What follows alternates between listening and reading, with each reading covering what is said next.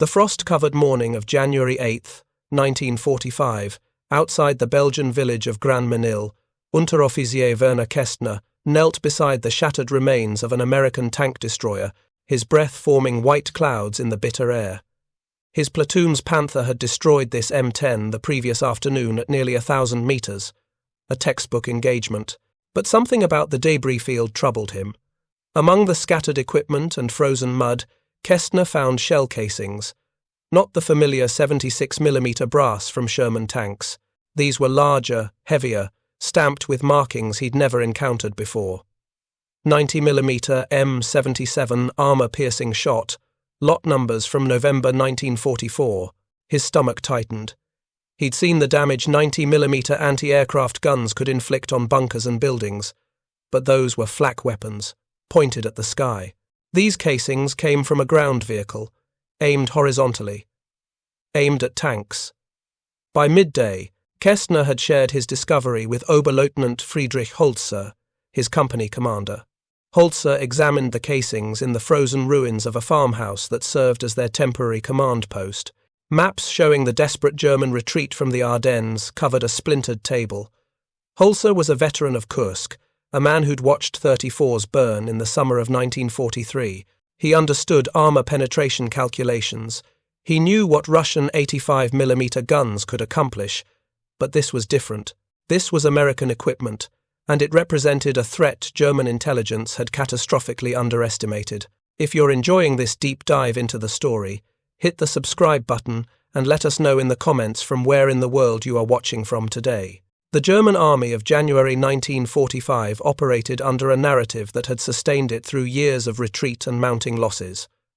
The Panther tank, introduced in 1943, represented Germany's technological answer to Soviet armor superiority. Its design philosophy was revolutionary. An 80mm frontal plate angled at 55 degrees from vertical, creating an effective thickness approaching 140mm against perpendicular impacts. This sloped armor, inspired directly by the Soviet 34, meant that Allied tank guns simply couldn't penetrate a Panther's glacis at combat ranges. Training manuals emphasized this advantage relentlessly. German crews were taught that maintaining frontal aspect to the enemy guaranteed survival. Even outnumbered, even with fuel running low and spare parts non-existent, the Panther's armor would protect them. Allied 75mm guns bounced off harmlessly. The American 76mm, introduced in mid-1944, was better, but still struggled against the glacis plate. Veterans spoke of engaging multiple Shermans simultaneously, confident that their frontal armor made them untouchable. That confidence wasn't just tactical doctrine. It was a psychological lifeline in a war where Germany's industrial capacity was collapsing and where every Panther lost represented an irreplaceable asset. Kästner's Panther, turret number 412, had arrived in Belgium in early December as part of the massive force assembled for the Ardennes offensive. It belonged to the 2nd Panzer Division, one of 400 Panthers committed to the operation. The offensive itself represented Hitler's final gamble in the West. Break through weak American positions, drive to Antwerp, split the Allied armies, force a negotiated peace. For the plan to succeed, German armor needed to repeat its 1940 breakthrough performance. Rapid advances, overwhelming firepower, psychological shock. But the material reality of late 1944 bore little resemblance to 1940. German crews in December's offensive were increasingly inexperienced, some with only weeks of training. Fuel was so scarce that tanks sometimes towed trucks behind them to reach the front lines. Allied air superiority meant daylight movement invited destruction, and the Panther itself, despite its fearsome reputation, suffered from chronic mechanical problems. Final drive failures, transmission breakdowns, engine fires. German tank recovery units couldn't keep pace with losses. Broken Panthers were abandoned by the roadside, not because they'd been destroyed in combat, but because there was no way to repair them and no fuel to move them. Still, when the Panthers could engage, they remained deadly. The Panther's 75mm KWK-42L-70 gun could penetrate any Allied tank at ranges exceeding 1,500 meters. Its optics were superior. Its armor, particularly that sloped glacis, was nearly impervious to frontal attack. American tankers had learned bitter lessons throughout 1944. Engaging a Panther frontally meant accepting heavy casualties. The standard American response involved flanking maneuvers, overwhelming numbers, and calling for air support. Tank versus tank duels favored the Germans heavily, and everyone knew it. When Holzer requisitioned a ballistics specialist from division headquarters to analyze Kästner's shell casings, the man who arrived 3 days later was Hauptmann Dieter Zimmermann, an ordnance officer who'd spent the previous year evaluating captured Allied equipment. Zimmermann had developed a reputation for thorough, sometimes uncomfortable analysis. He arrived at the frozen farmhouse with calipers, penetration tables, and a growing sense of dread about what he might find. Zimmermann measured the 90mm casings multiple times. He calculated propellant charges. He examined the driving bands on recovered projectiles, measuring their diameter and checking for rifling marks. Then he sat down with Holzer and Kästner and began explaining what these shells meant for German tank crews. The 90mm M3 gun, Zimmermann began, wasn't new. Americans had deployed it as an anti-aircraft weapon since 1942. Mounted on static platforms, it was designed to engage high-altitude bombers with devastating effectiveness. The gun fired a 24-pound projectile at nearly 2,800 feet per second, creating kinetic energy levels that far exceeded purpose-built anti-tank weapons. But 90mm guns had remained primarily in the anti-aircraft role throughout most of the war. American tank doctrine emphasized infantry support over tank killing. Shermans were supposed to work with infantry, suppress enemy positions, exploit breakthroughs. Specialized tank destroyer battalions handled German armor using lighter, more mobile platforms. The 90mm seemed too heavy, too cumbersome for mobile warfare. That assumption, Zimmermann explained, had changed dramatically during the summer of 1944. The Normandy campaign exposed critical weaknesses in American anti-tank capability. Sherman tanks with 75mm guns couldn't reliably engage Panthers or Tigers frontally. The M10 tank destroyer, with its 3-inch gun, struggled against German heavy armor.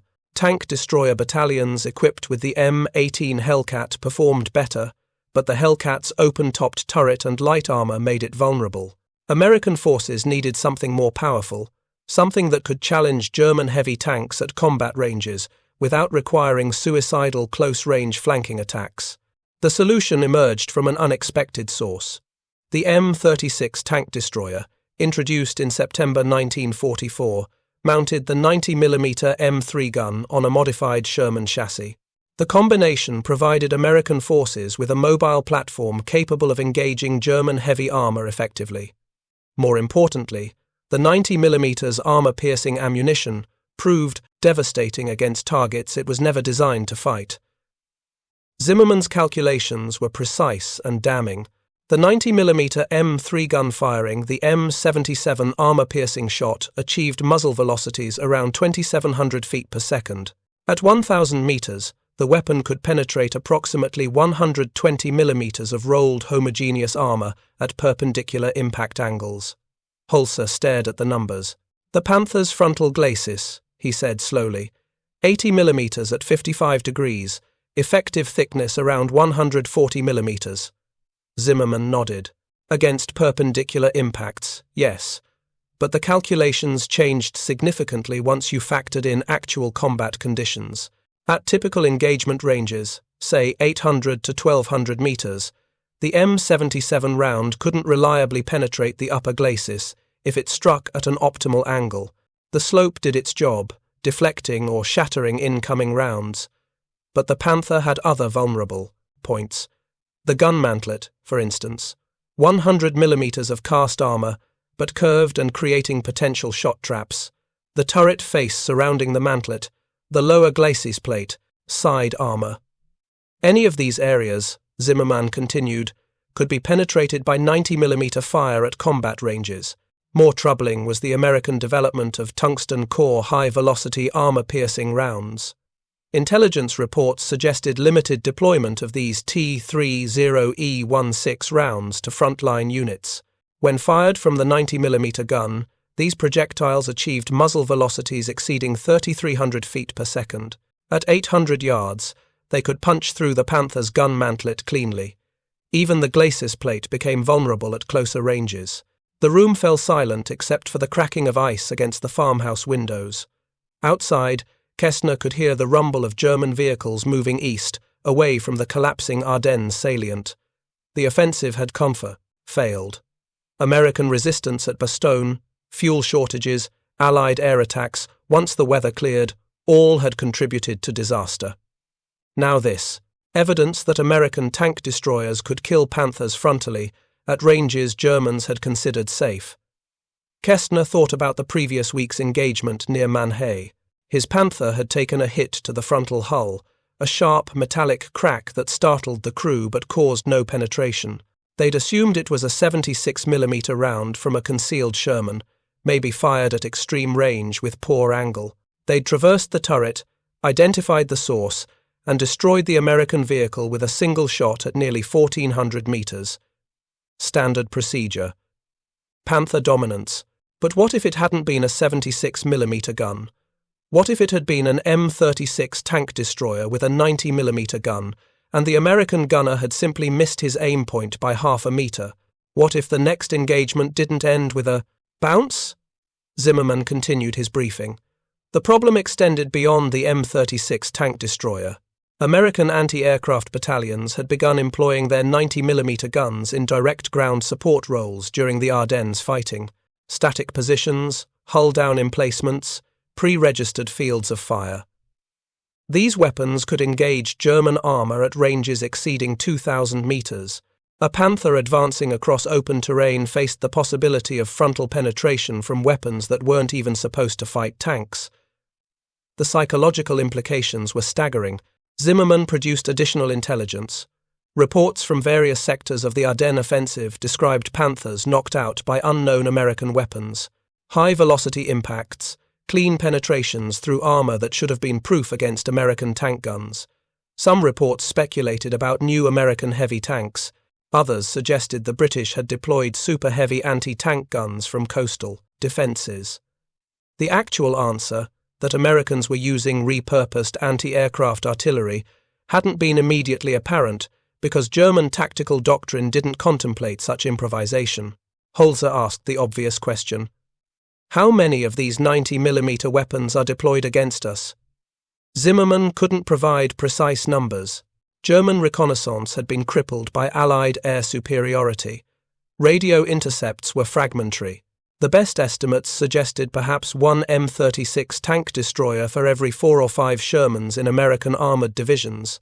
Additionally, an unknown number of 90mm anti-aircraft batteries had been converted to anti-tank roles during the Ardennes fighting.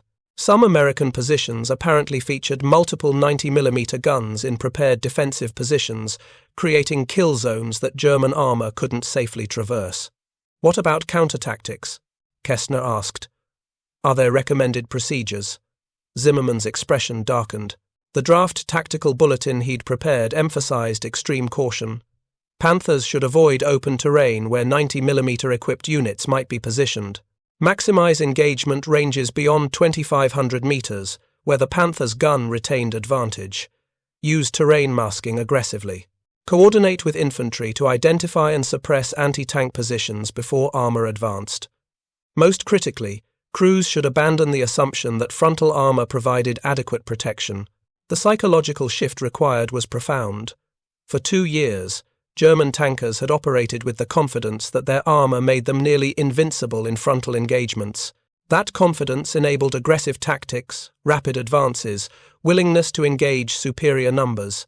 Now they were being told that American weapons could kill them frontally at combat ranges. The Panther's armour advantage, the core of its tactical utility, was compromised. Not eliminated, but compromised enough that crews could no longer rely on it as absolute protection. The realization spread through German tank units with the speed of trauma. Veterans shared stories of Panthers destroyed by mysterious American guns. Crews became hesitant, more cautious about advancing across open ground. The operational tempo slowed. Tank commanders who'd previously positioned their vehicles aggressively now sought cover, prioritized hull-down positions, avoided engagements, unless conditions were optimal. What Zimmermann and other German intelligence officers couldn't fully communicate was how thoroughly the material balance had shifted. The numbers told a brutal story. Germany had produced approximately 6,000 Panthers between 1943 and 1945. It was the third most produced German armoured fighting vehicle of the war. But by January 1945, operational Panthers on the Western Front numbered perhaps 300, possibly fewer. Each loss was irreplaceable. Production facilities were being destroyed by Allied bombing.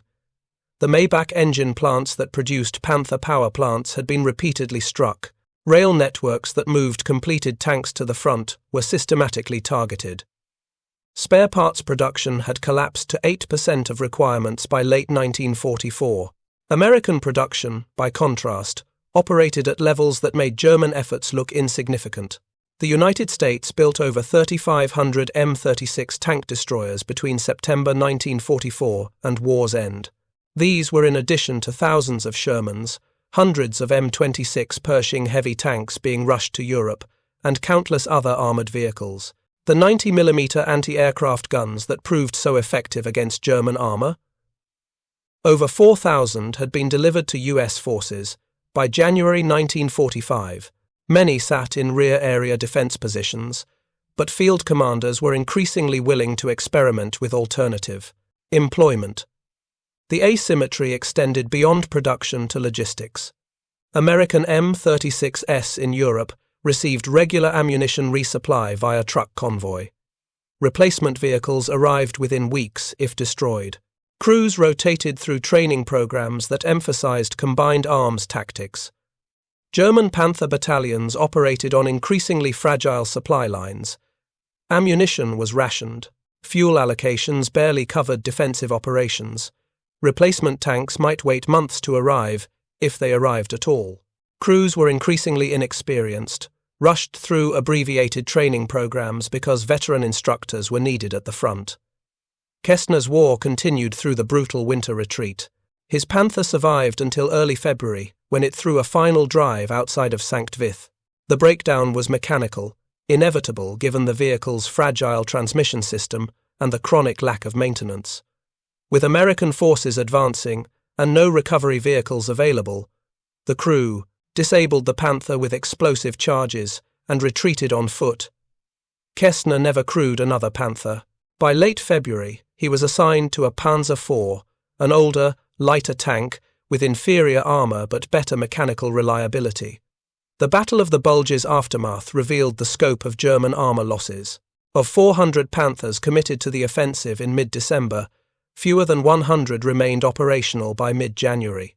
Some had been destroyed in combat, knocked out by American tank destroyers, anti-aircraft guns pressed into service, or air attacks once weather cleared. Many more had been abandoned due to fuel shortages, mechanical breakdowns, or the impossibility of recovery in territory being overrun by American forces. The Panthers that survived often did so not through superior armour, but through luck, crew skill, and increasingly desperate improvisation. American after-action reports from the Ardennes documented 90mm effectiveness with clinical precision. M36 tank destroyers reported multiple Panther kills at ranges exceeding 1,000 meters. Anti-aircraft battalions converted to anti-tank roles claimed dozens of German armored vehicles, including Panthers and Tigers. The penetration data confirmed what Zimmermann had calculated. 90mm armor-piercing rounds could defeat Panther frontal armor at combat ranges, particularly when targeting the gun mantlet, turret face, or lower glacis. The tungsten core rounds proved even more effective, though their scarcity meant they remained special-issue ammunition allocated carefully. The psychological impact on German forces exceeded even the tactical losses. Tank crews who'd believed in their armor's protection now faced weapons that could kill them from directions they'd considered safe. The confidence that had made Panther tactics effective, the willingness to engage aggressively and accept frontal hits, evaporated. Crews became defensive, hesitant, unwilling to commit to engagements unless absolutely necessary. This caution was tactically sound given the changed circumstances, but it meant Panthers couldn't fulfill their role as mobile reserves capable of counter-attacking Allied advances. If you find this story engaging, please take a moment to subscribe and enable notifications. It helps us continue producing in-depth content like this. The German response to the 90mm threat was hampered by systemic failures that extended far beyond individual battles. Zimmermann's report, the one Holzer had forwarded to division headquarters in early January, took nearly 3 weeks to reach Army Group B's intelligence staff. By then, the information was obsolete in practical terms. The Ardennes offensive had collapsed. German forces were in full retreat. The tactical bulletin Zimmermann drafted, warning Panther crews about American 90mm capabilities, was distributed in late January to units that had already learned the lessons through bitter experience. The intelligence failure was symptomatic of broader German problems in late 1944 and early 45. Allied air superiority meant German reconnaissance aircraft couldn't operate effectively in daylight. Ground reconnaissance was limited to what could be observed from defensive positions. Radio intercepts provided fragmentary information at best. The entire German intelligence apparatus, already strained by fighting on multiple fronts, simply couldn't track the rapid evolution of Allied capabilities. When new weapons or tactics appeared, German forces discovered them through combat, not through advance warning. This intelligence blindness fed into a larger German inability to adapt operationally. Early in the war, German forces had demonstrated impressive tactical flexibility. Blitzkrieg tactics, combined arms coordination, rapid exploitation of breakthroughs. By late 1944, that flexibility had largely disappeared. Units were tied to defensive positions by fuel shortages and Hitler's fanatical no-retreat orders. Tactical innovations from frontline units took months to filter through bureaucratic channels. Meanwhile, Allied forces adapted continuously, adjusting tactics based on immediate battlefield feedback and implementing changes within weeks. The contrast was particularly stark in how both sides handled the armor versus armor challenge. When American forces recognized that their 75mm guns couldn't engage German heavy tanks effectively, they responded systematically. The 76mm Sherman was rushed into production. The M36 tank destroyer with its 90mm gun was developed and deployed within months. Tungsten core ammunition was manufactured and distributed to frontline units. Tank crews received updated training on how to engage Panthers and Tigers. The entire system, from industrial production to tactical doctrine, shifted to address the problem. Germany, facing similar challenges with Soviet heavy tanks and improving Allied armor, proved unable to respond with equivalent speed. When intelligence confirmed the threat of the 90mm gun, there was no countermeasure available except tactical caution. Germany couldn't manufacture thicker armor for existing Panthers. The Panther II project, which would have increased Glacis thickness to 100mm, had been cancelled in 1943 due to production complications. The narrow turret Schmalturm variant with improved protection remained in prototype stage. Producing more Panthers to replace losses was impossible given Allied bombing of factories and chronic shortage of strategic materials. The few technical solutions Germany attempted came too late to matter. The Panther Ausf. F variant, intended for production in April 1945, featured a redesigned turret with improved ballistic protection. But only a handful of prototype turrets were completed before war's end. The E-Series standardization program, which aimed to simplify production and improve reliability, never progressed beyond planning stages. German engineering capability remained impressive, but engineering alone couldn't overcome the collapse of industrial infrastructure and supply networks. Obergefreiter Hans Müller, a Panther gunner with the 9th Panzer Division, recorded his experiences in a series of letters written during February and March 1945. Müller had crewed Panthers since Kursk, surviving the massive tank battles of 1943 and the brutal defensive fighting of 1944. His letters, discovered decades later in family archives, provide ground-level perspective on how the 90mm threat affected German tankers psychologically. In a letter dated February 12th, Müller described an engagement near the Ruhr River. His Panther had positioned itself hull down behind a destroyed farmhouse, covering an approach route American forces might use. At approximately 1,400 meters, Mueller's commander identified what appeared to be an American tank destroyer, partially concealed by terrain.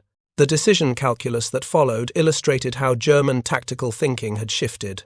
2 months earlier, a Panther crew spotting an American vehicle at that range would have engaged immediately, confident in their armor's protection and their guns' superiority. But Mueller's commander hesitated. Was it an M36 with a 90mm gun? The silhouette was difficult to identify at that distance through winter haze. If they fired and missed, they'd reveal their position. If the American vehicle was indeed equipped with a 90mm gun, it could return fire with reasonable chance of penetration. The commander decided to hold fire, letting the American vehicle pass without engagement. "It's better to survive than to score kills we don't need," Mueller quoted his commander as saying. "The war is lost, anyway. Why die for a burning house?" That sentiment, the resignation and defensive mentality, appeared repeatedly in German accounts from early 1945. Crews understood the strategic situation. Germany was losing. The Eastern Front was collapsing under Soviet offensives.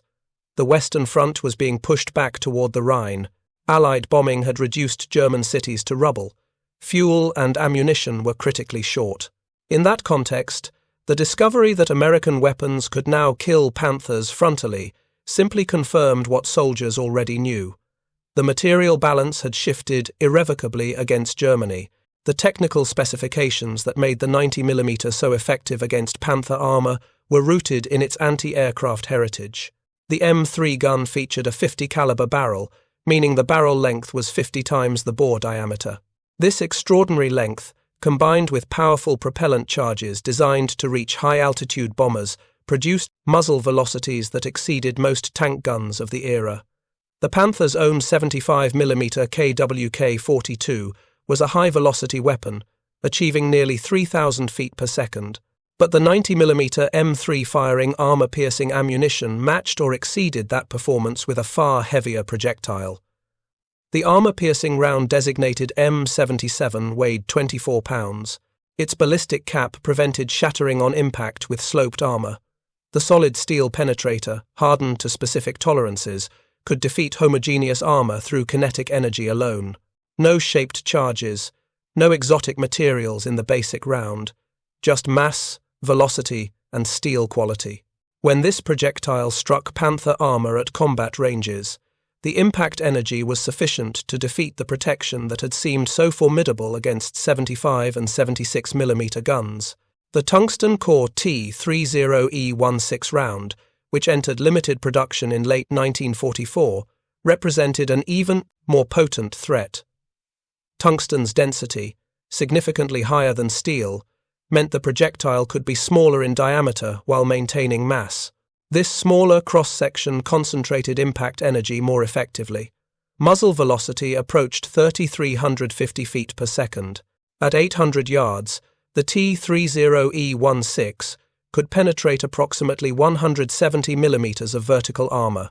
Against the Panther's gun mantlet, which presented essentially a perpendicular surface despite being curved, this meant reliable penetration at ranges exceeding 1,000 meters.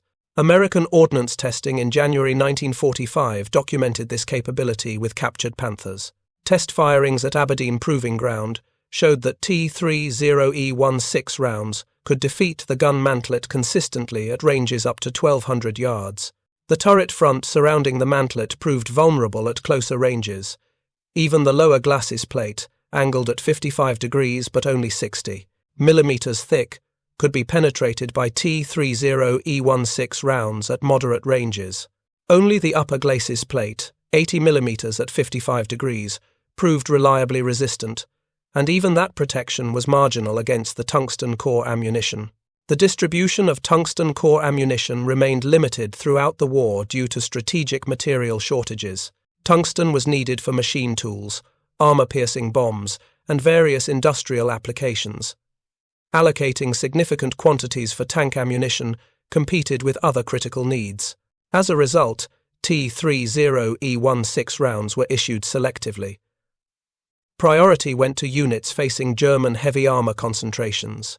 Some M36 crews reported having as few as 5 to 10 tungsten rounds per vehicle, compared to 50 or 60 conventional armor-piercing rounds.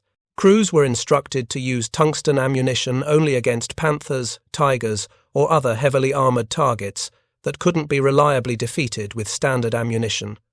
Despite these limitations, the mere existence of tungsten ammunition affected German tactical planning. Intelligence reports warning about American super ammunition spread through Panther units. Crews understood that even if most American rounds were conventional armor-piercing, any given engagement might involve tungsten core projectiles capable of defeating their frontal armor. This uncertainty compounded the psychological pressure. You couldn't tell from the impact whether an American vehicle carried tungsten ammunition. You had to assume the worst-case scenario and plan accordingly. The employment of 90mm anti-aircraft guns in direct anti-tank roles evolved throughout the Ardennes campaign. Initially, anti-aircraft battalions repositioned their weapons for ground engagement out of desperation. German armor was advancing, infantry needed fire support, and the Luftwaffe was absent from the skies. Gun commanders improvised, lowering barrels to horizontal positions and engaging German tanks as targets of opportunity. The results surprised everyone. 90mm guns, when properly positioned and supplied with armor-piercing ammunition, proved devastatingly effective against German heavy armor. Battery commanders discovered that anti-aircraft techniques translated reasonably well to ground engagement. The gun's flat trajectory meant point-blank sighting was effective out to 2,000 yards. Fire control equipment designed for tracking aircraft worked adequately for ranging stationary or slow-moving ground targets. The main challenge was ammunition. High-explosive shells designed to fragment near aircraft were useless against armor. What was needed were armor-piercing rounds, and these existed in limited quantities. Anti-aircraft battalions had been issued some armor-piercing ammunition for engaging ground targets as secondary missions, but never in quantities sufficient for sustained anti-tank combat. As the Ardennes fighting intensified, American logistics responded. Armor-piercing ammunition for 90mm guns was rushed forward from depots in France and England. By late December, some anti-aircraft batteries reported having 20 to 30 armor-piercing rounds per gun, enough for several engagements. Provisional doctrine emerged from field experience. Position guns in hull-down emplacements with clear fields of fire. Pre-register likely German approach routes. Hold fire until targets closed to ranges where first hit probability was high, typically under 1,500 yards. Concentrate fire on heavy armor, Panthers and Tigers, which other American weapons struggled to defeat. Technical Sergeant Robert Walters, a gun commander with the 639th Anti-Aircraft Artillery Battalion, provided detailed accounts of employing his 90mm gun against German armor near Malmedy in late December. Walter's battery had been positioned to provide air defense for a logistics hub when German forces broke through nearby. On December 21st, Walter's gun engaged German armor for the first time. The target was a Panther, advancing along a road roughly 1,800 yards from the gun position. Walters described the engagement in post-battle interviews. The Panther was moving slowly, maybe 10 miles per hour, following the road because the snow was too deep for cross-country movement. We had about 15 armor-piercing rounds, and the battery commander said to use them carefully. I ranged the target, adjusted for the slight downslope, and ordered fire when ready. The first round was short, impacted maybe 20 yards in front of the Panther. The tank stopped immediately. The second round hit the glacis plate dead center. I saw the impact, saw the sparks, but the tank didn't seem damaged. The crew was probably stunned, but the armor held. Walters continued. Our third round, we aimed higher, targeting the turret. That one went through. We saw smoke immediately, and the crew started bailing out within seconds. The whole engagement took maybe 90 seconds. Afterward, we were all kind of shocked. We'd been training to shoot down aircraft for 2 years. Now we'd just killed a German tank at a range where we didn't think we could hit anything. The pattern Walters described repeated itself across the Ardennes battlefield. Anti-aircraft guns engaged German armor, often successfully, at ranges that German crews considered safe. The psychological impact was amplified by the fact that German tankers couldn't easily identify what was killing them. From inside a Panther, an incoming 90mm round looked and sounded much like any other anti-tank round. There was no way to distinguish visually between fire from an M36 tank destroyer and fire from a static 90mm anti-aircraft position. German crews just knew that American weapons were defeating their frontal armor, and that realization spread fear faster than any intelligence bulletin. By February 1945, as German forces retreated toward the Rhine, the tactical use of 90mm guns had become standard American practice. Anti-aircraft battalions routinely trained for ground engagement. Ammunition distribution prioritized armor-piercing rounds for units facing German armor. Some batteries even developed specialized tactics, using terrain and camouflage to create ambush positions that German reconnaissance couldn't easily detect. The 90mm gun, designed to defend against Luftwaffe bombers that rarely appeared anymore, had found a new purpose, destroying the German armored forces that no longer had air cover. The Battle of the Bulge's casualty figures illustrated the changed tactical environment. German armor losses exceeded 300 tanks and assault guns, including roughly 160 Panthers. American tank losses were significant as well, perhaps 250 vehicles, but these were replaced within weeks. The exchange ratio, historically favorable to German armor, had shifted dramatically. Panthers were being destroyed at rates that German industry couldn't sustain. American production, by contrast, seemed limitless. Shermans, M36S, and eventually M26 Pershings flowed to Europe in steady streams. The qualitative advantage Germany had enjoyed through superior armor design and crew training was eroding.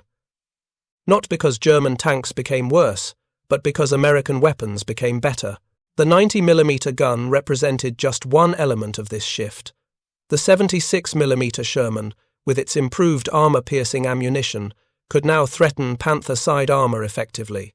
The British 17-pounder gun, mounted on Sherman Firefly variants, proved capable of defeating Panther armor frontally with sabot ammunition. Soviet 85mm and 122mm guns on the Eastern Front achieved similar effects. The Panther, designed in 1942 to counter the 34, found itself facing weapons it hadn't been designed to resist. Its armor, revolutionary in 1943, was adequate but not exceptional by 1945 standards. Its gun remained potent, but gun performance alone couldn't compensate for Allied numerical superiority and improving technology. Most critically, the Panther's mechanical reliability, always problematic, became catastrophic under the strain of constant combat with inadequate maintenance. Werner Kästner, the Unteroffizier who first discovered those 90mm shell casings outside Grandmesnil, survived the war. He was captured by American forces in early March 1945, during the Allied crossing of the Rhine. Post-war interrogation reports include his testimony about Panther effectiveness and the impact of American 90mm guns. Kästner's perspective provides valuable insight into how German tankers viewed the changing tactical situation. "We knew by January that our armor wasn't enough anymore," Kästner stated in a 1946 interview. "The Americans had developed weapons that could kill us from the front. The 90mm guns, whether on tank destroyers or anti-aircraft positions, could penetrate our mantlet, our lower glacis, sometimes even the upper glacis if they had the special ammunition. We couldn't tell which American vehicles had these guns. We couldn't tell which positions might have 90mm anti-aircraft guns aimed at us, so we had to assume every engagement was potentially fatal," Kästner continued. "The psychological effect was worse than the actual losses.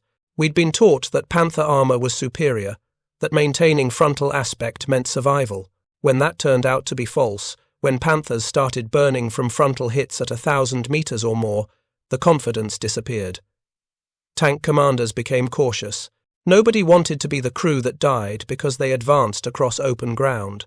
So we became defensive, reactive, waiting for the Americans to come to us instead of maneuvering aggressively like we'd been trained. This defensive mentality, born from the realization that their armor wasn't sufficient protection, defined German armored operations in the war's final months. Panthers were used as mobile strongpoints, positioned in prepared defences to cover retreating infantry. The concept of armoured counterattacks, rapid manoeuvres to exploit enemy weaknesses, became impractical. Fuel shortages would have prevented such operations anyway, but even when fuel existed, commanders were reluctant to expose their irreplaceable Panthers to American firepower that could now defeat them frontally. The broader implications of the 90mm gun's effectiveness extended beyond individual battles. What the weapon demonstrated was that industrial capacity and tactical flexibility could overcome qualitative advantages in individual weapons systems. Germany had built a better tank than the Sherman in many respects. The Panther had superior armor, better gun performance, excellent optics. But the United States built a better military system. American industry could produce thousands of Shermans, hundreds of M36s, thousands of 90mm guns. American logistics could keep these weapons supplied with ammunition and fuel. American training programs could produce competent crews in quantity, and American tactical doctrine could adapt rapidly when battlefield conditions revealed shortcomings. Germany's industrial and logistical system, by contrast, was collapsing. Panther production peaked at roughly 350 units per month in mid-1944, then declined as Allied bombing destroyed factories and disrupted supply chains. Spare parts production fell to negligible levels. Crew training programs were abbreviated to fill desperate personnel shortages. The result was an army equipped with sophisticated weapons it couldn't adequately maintain, crewed by soldiers who lacked sufficient training, supported by a logistics system that couldn't deliver fuel or ammunition in necessary quantities. The 90mm gun's success against Panther armor wasn't primarily a story about American technical superiority. The gun was good, but not revolutionary. German 88mm guns achieved similar or better performance. What made the 90mm significant was context. It appeared at exactly the moment when German tactical flexibility was collapsing and German strategic reserves were exhausted. It gave American forces a tool that could engage German heavy armor on more equal terms, reducing the qualitative advantage that had been Germany's last meaningful edge. Friedrich Holzer, the Oberleutnant who'd analyzed those first 90mm shell casings with Zimmermann, was killed in early March 1945 near Remagen. His Panther was destroyed by American tank destroyer fire, while attempting to support infantry defending the approaches to the Rhine. Post-war analysis of the wreckage suggested the killing shot came from an M36, penetrating the Panther's turret face at approximately 900 meters. Holzer's death illustrated the changed tactical reality.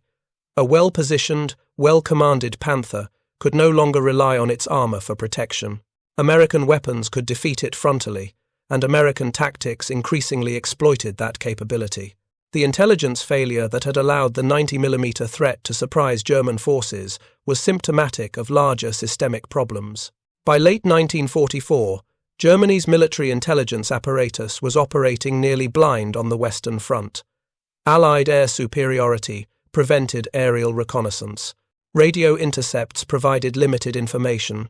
Agent networks had been compromised or destroyed. Ground reconnaissance could observe only what Allied forces chose to reveal.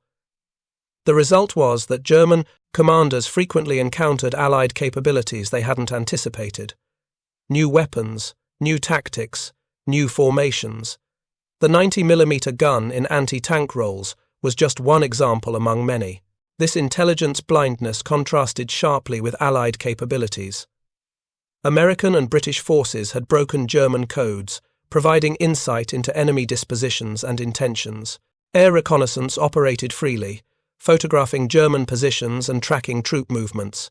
Ground reconnaissance, supported by armored cavalry and infantry patrols, provided detailed tactical intelligence. When new German weapons or tactics appeared, Allied intelligence analyzed them quickly and disseminated countermeasures.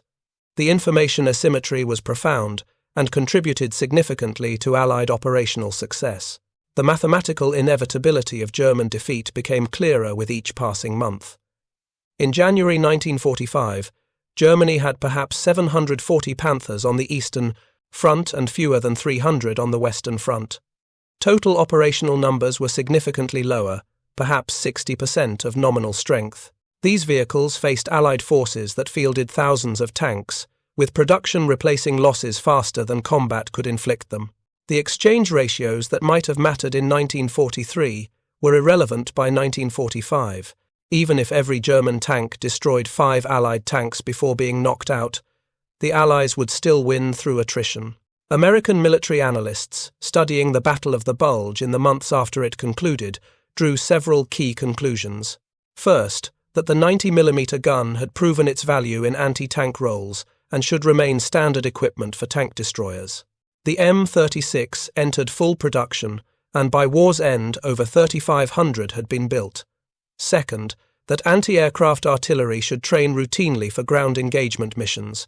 The improvised success of 90mm anti-aircraft guns destroying German armour suggested that flexibility in weapon employment created tactical opportunities. Third, that the M26 Pershing heavy tank, with its 90mm gun and improved armour, should be rushed to Europe in quantity. Small numbers of Pershings arrived in February 1945, and while they saw limited combat, they demonstrated that American forces could field heavy tanks comparable to German designs when necessary. The post-war debate about Panther effectiveness would rage for decades. Critics pointed to its mechanical unreliability, the shot trap created by its gun mantlet, the vulnerability of its side armour. Defenders emphasized its powerful gun, excellent frontal armour when properly angled, and the psychological impact it had on Allied forces throughout 1944. Both perspectives contained elements of truth. The Panther was a capable tank, perhaps the best medium tank of World War II in certain respects, but it arrived too late, in too few numbers, supported by an industrial and logistical system that couldn't sustain it. The 90mm gun's ability to defeat Panther armour frontally symbolised a larger truth about the war's final phase. Germany's technological advantages, real though they were, couldn't compensate for Allied material superiority. A Tiger or Panther might be superior to a Sherman in a theoretical one-on-one duel, but wars aren't fought as theoretical duels. They're fought by industrial economies, logistical systems, training programs, and soldiers operating in complex tactical environments. By those measures, the Allies held overwhelming advantages that German engineering couldn't overcome. The morning Werner Kästner knelt beside that destroyed M10 and found those 90mm shell casings, he witnessed more than just evidence of a new weapon. He witnessed the material reality of industrial warfare asserting itself over the mythology of German technical superiority. The shells were proof that American industry could produce weapons capable of defeating Germany's best tanks, that American tactical doctrine could adapt to employ those weapons effectively, that the war Germany was fighting had become unwinnable not through any single failure, but through the accumulated weight of Allied advantages in production, logistics, intelligence, and operational flexibility. The Panther tank's story ended not with a dramatic final battle, but with gradual attrition and abandonment. By April 1945, operational Panthers on all fronts numbered perhaps 200. Most were destroyed by Allied air attacks, mechanical breakdowns, or lack of fuel. The sophisticated armour that had seemed so formidable in 1943 provided no protection against fighter-bomber rockets, no defence against transmission failures, no solution to empty fuel tanks. The last Panthers fought in Berlin's streets, in isolated pockets of resistance, throughout Germany, in desperate last stands that changed nothing. Thank you for watching. For more detailed historical breakdowns, check out the other videos on your screen now, and don't forget to subscribe.